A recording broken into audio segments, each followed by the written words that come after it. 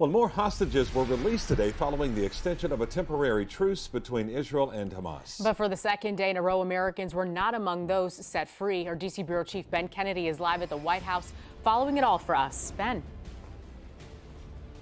Sanella Calvin, the White House is up to 9 Americans are still missing and could be held by Hamas, with hopes that tomorrow's release does include U.S. citizens.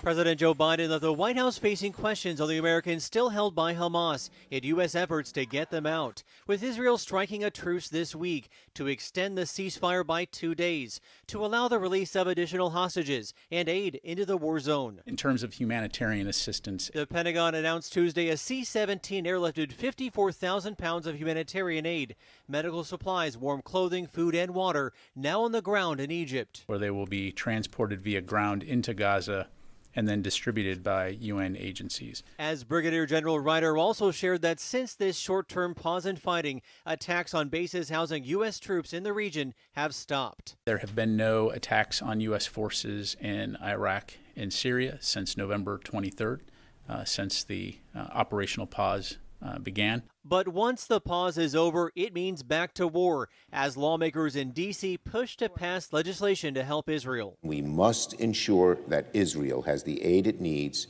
to defend itself against the threat of the terrorist organization Hamas.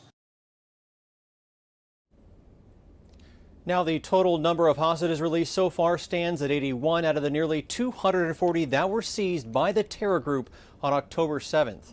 Reporting live at the White House, Ben Kennedy, Local 10 News.